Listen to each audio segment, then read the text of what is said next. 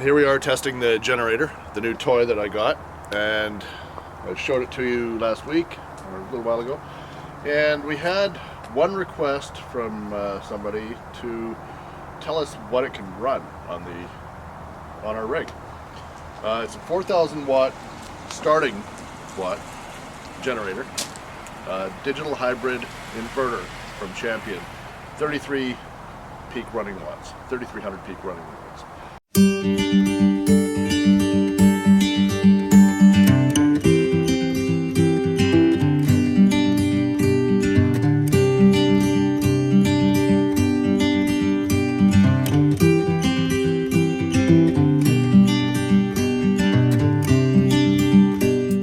Today we want to talk to you about our generator. So last year we did some testing with our generator. Yeah, we did probably a good half-hour video of testing the generator, see what it would run or would not run, or in combination with other items in the rig.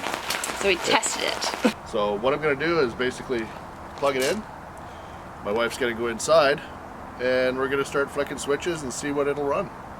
Anything from the AC to the fireplace, space heater, blow dryer, toaster, fridge, whatever you have, any heavy drain.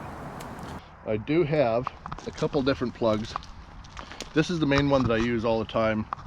It's from a 50 amp female to 30 amp male and a 15 amp male at the same time. That's the one we use most of the time. I find that even from shore power, if we're going to be using the microwave, we need that extra 15 amp.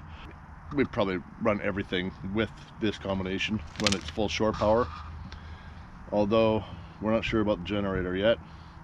And then I will be doing, after all of that, I'll be doing it with just a straight 50 female to 30 male, and we'll see what that runs.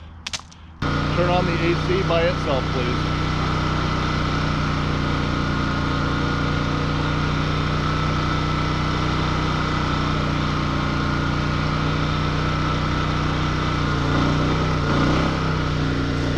So you can hear the bump up. That's the starting one from the AC. Still running, no problem. We've got 45 amps going into it. Okay, can you turn on the AC with the toaster, please? And we'll go to roughly 25 feet, so that'll show you how many decibels we're at. It says it's 64 decibels, even though it's an open frame unit. It's not too bad. I can't even hear it inside the trailer, and it's right beside it, so it's okay. Have you got the AC and toaster on? AC and toaster is on. AC and toaster is running. Okay, can you add the blow dryer, please?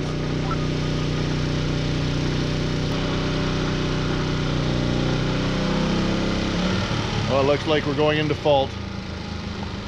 So, AC, toaster, and blow dryer. Not good. We found out the basic rule of thumb is anything with heat is a heavier draw. You can't run the fireplace and the toaster at the same time with the generator or hooked up to shore power. Yeah, that's about the ballpark where it cuts off, around 3,000 watts. This past summer in 2020, when we were able to get out, we actually We had a couple of good tests with it. Yeah, we ran the rig a few times. Our battery it failed. Yeah, well, we somehow left a light on, or it might have been a motion sensor light. Something killed the battery overnight. We don't know what it was. I think it was a combination of the fridge and the hot water tank. Yes, because I left the hot water tank on electric And instead of switching it over to propane, so that was probably a big issue right there. Newbie mistake. We stayed at a Harvest Host in Salmon Arm. Actually, two of them. The first one, we were there only one night, and that was the night the battery just died. We couldn't even get a light on. All the LED lights, the 12 volt system was totally dead. Yeah, it was totally So yeah, dead. we completely drained the battery. So we had to hook up the truck to get the slides in. Because Which I sort of expected that. Yeah.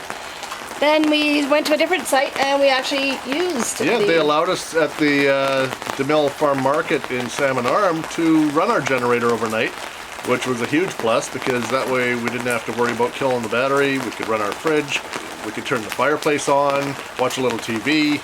It was great. We're here in Salmon Arm for our second night at our second harvest host. I'll just pan around and you can see where we're staying. There's it's DeMille's Farm Market. That's where we're parked for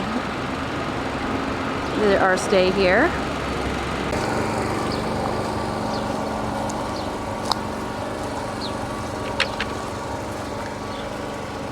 Who knew, but apparently emus absolutely love strawberries. Well, the next time we had to use the generator was in Calgary.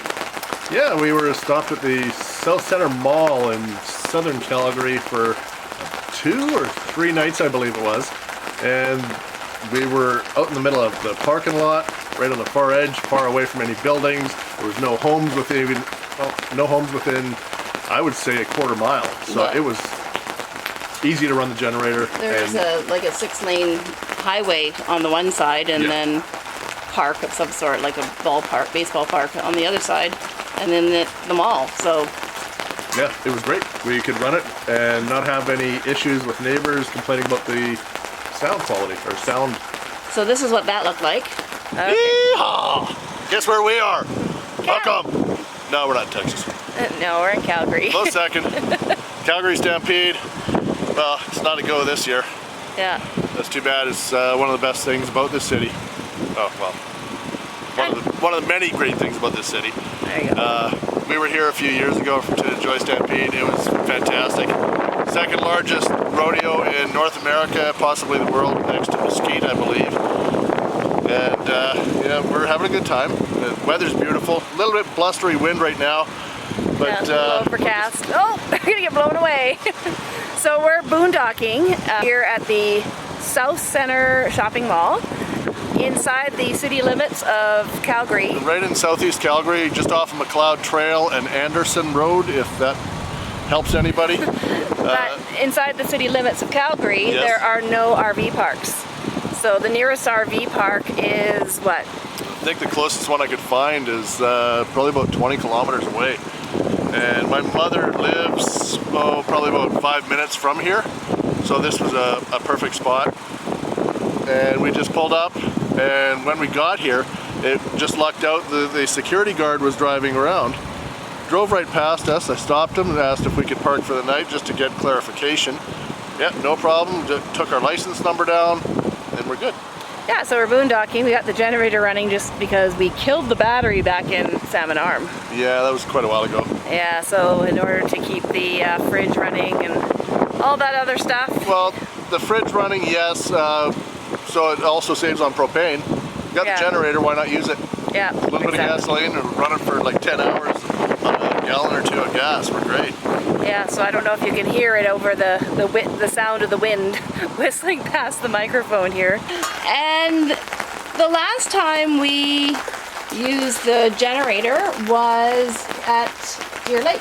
Deer Lake in Sasquatch Park, just between Chilliwack and Hope on the east side of Harrison Lake in beautiful British Columbia. And that was a provincial campsite. We were able to run the generator for 2 hours in the morning and 2 hours in the evening. Yeah, and that worked perfectly because it charged up our batteries so we could run any lights that we needed and keep the fridge going, keep things cool, and it was really nice. Brent's gonna go off fishing. I'm going to man the generator for another hour and a half and get myself organized. Our generator, we've been talking about this and how it performs, but what is our generator? So let's show you. Is the Champion 4,000 watt starting watt, 3,300 running watt digital hybrid inverter generator. I believe the decibel level is around 64, which is, for an open frame unit, very good. It runs everything we need to. We can't run the entire unit, we can't run the heat and a toaster and a blow dryer all at the same time, but well, it's part of our RV life, and you just have to figure out your limitations and deal with it when the time comes. Mm-hmm. This unit performs great. No complaints about it. No. that's all we wanted to talk about for today. Remember to subscribe. Ring that bell for notifications. Give us a thumbs up if you like what you see. Bye-bye for now. Bye for now. Today we want to talk to you. You okay, huh? Yeah. Okay.